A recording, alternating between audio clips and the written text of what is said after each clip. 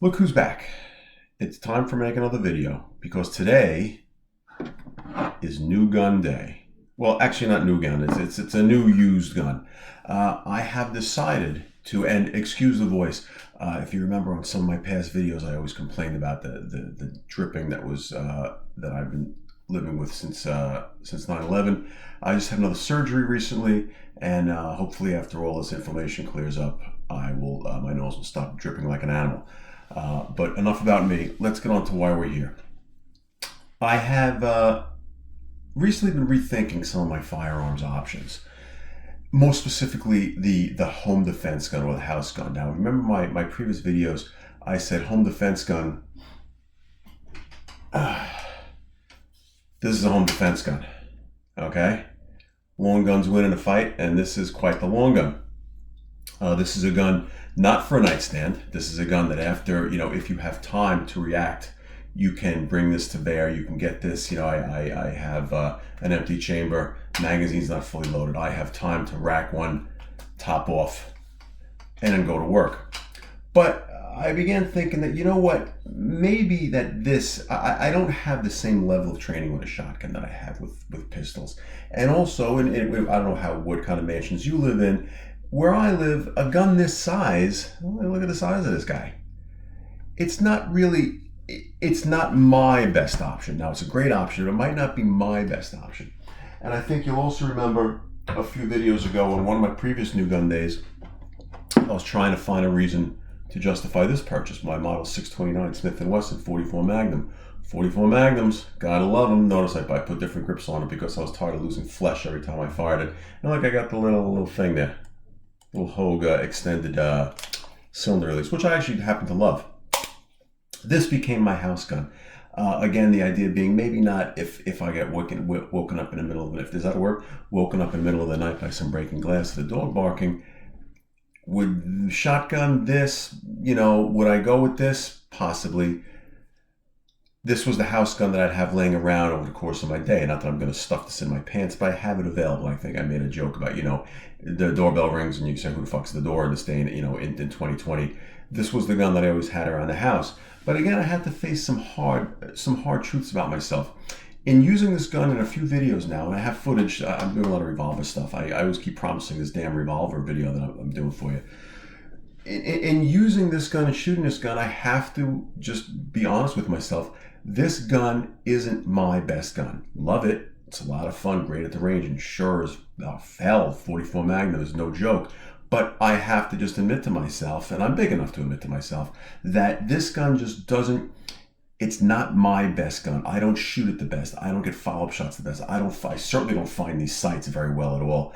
And, that kind of negates the fact that it's such a powerful caliber that I just don't use it that well.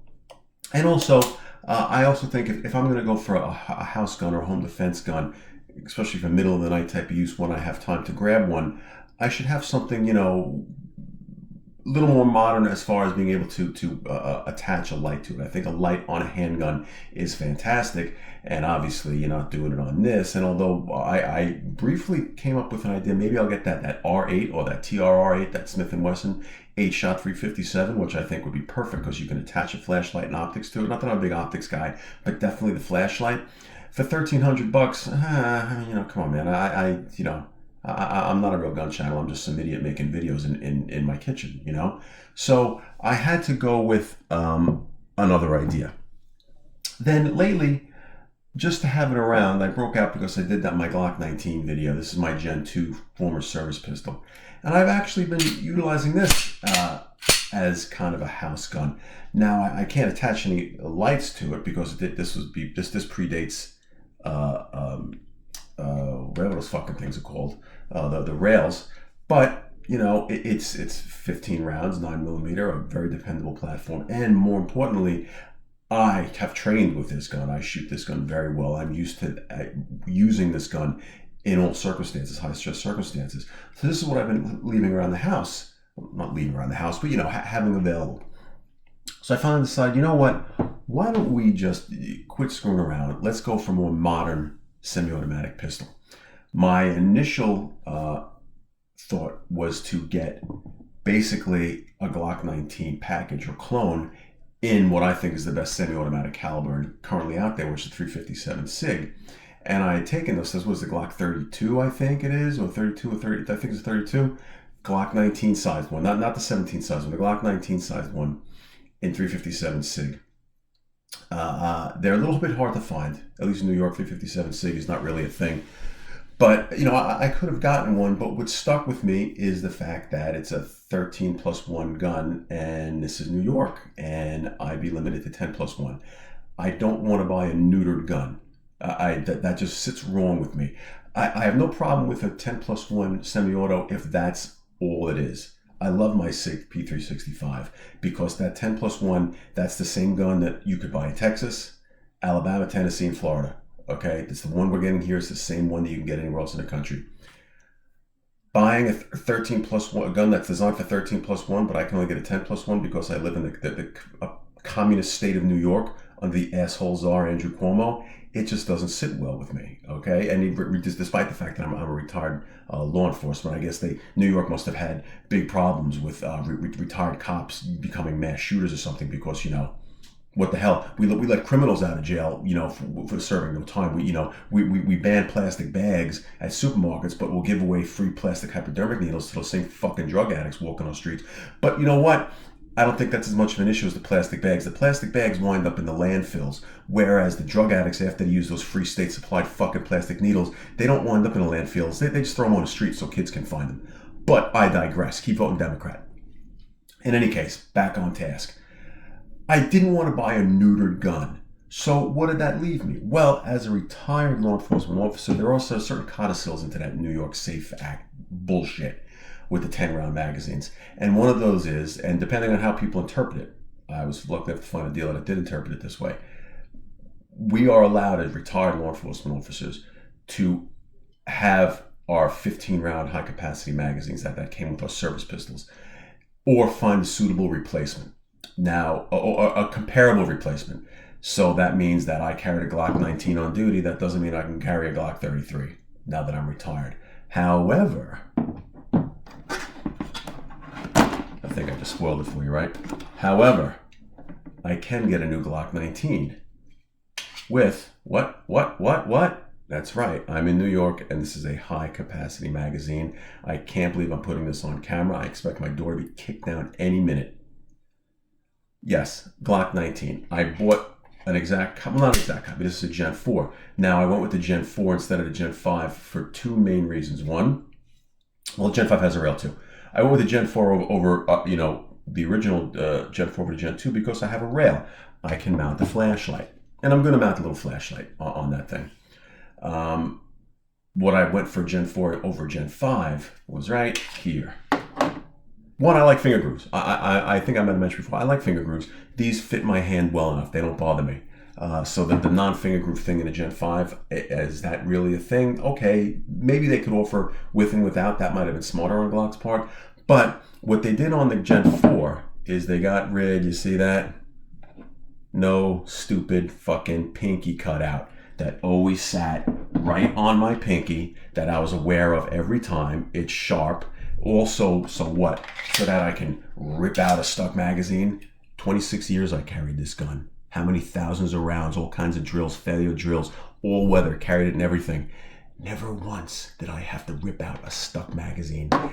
And if I did, I'd rip it out like that. Not by sticking my finger in here. It's fucking stupid. That is the one reason why, that is the reason why I did not buy a Gen 5.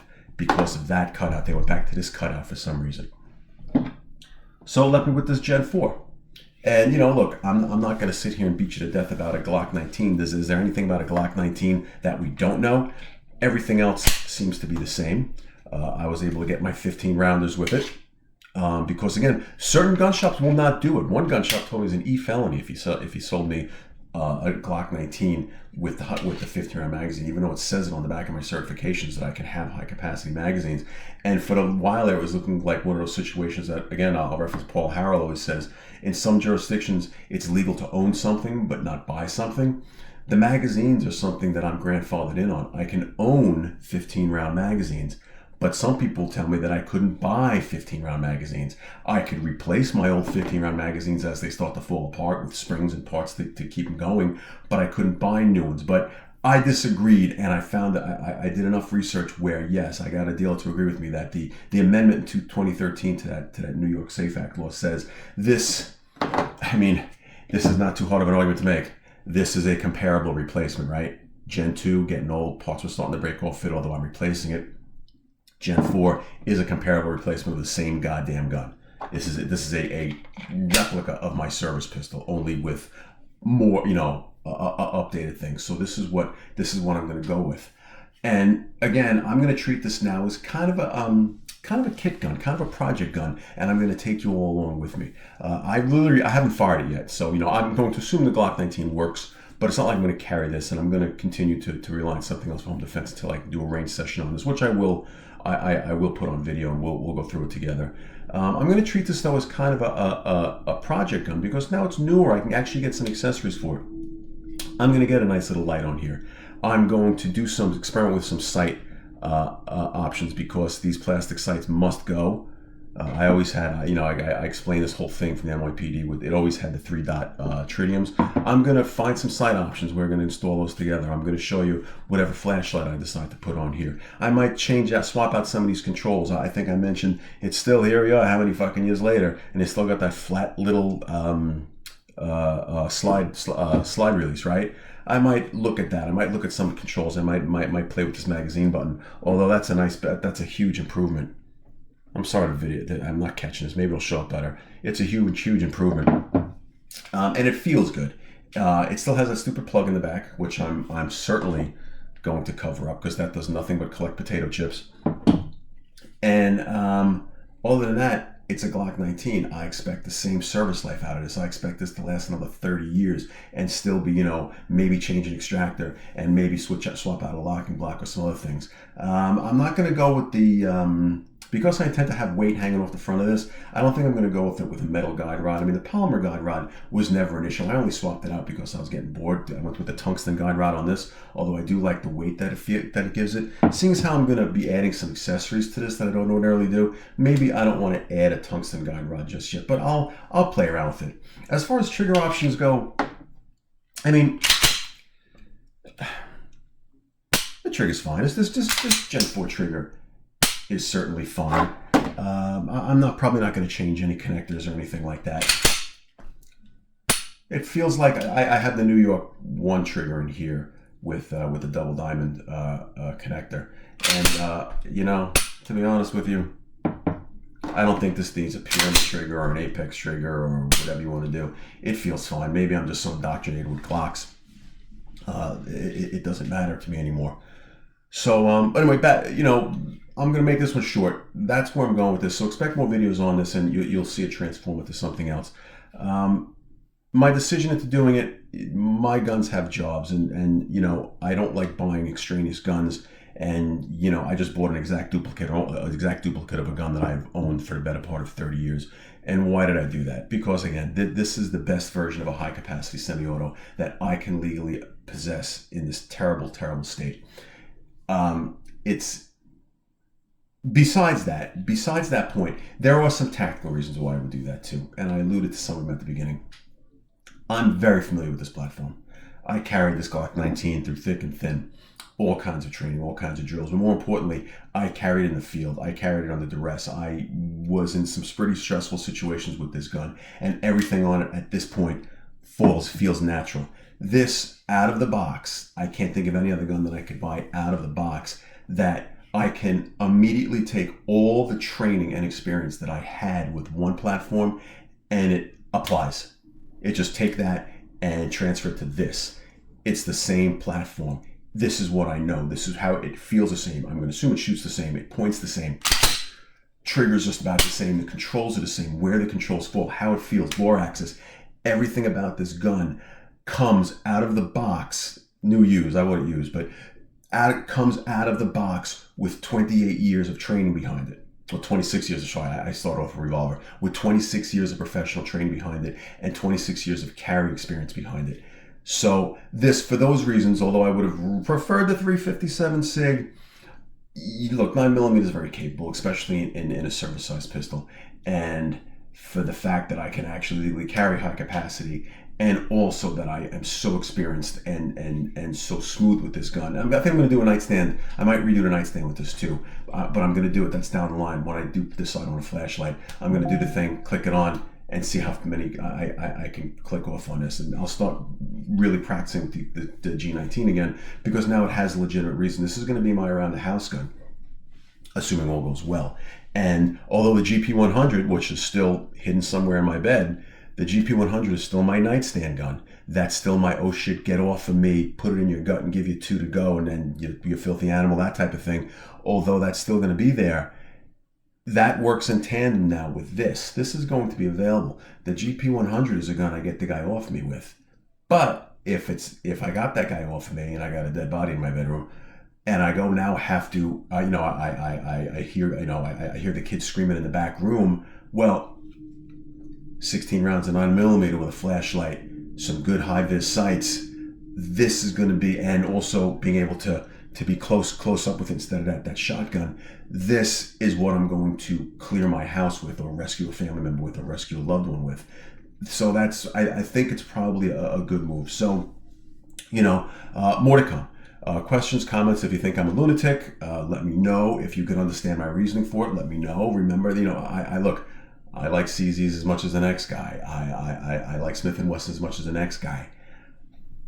I was only allowed to get a reasonable replacement for my service pistol. And so this is what I got going forward. So stay with me. We'll see what we can do on this. And sorry, no shooting this time, because I can't shoot in here. I don't think the dog would like it.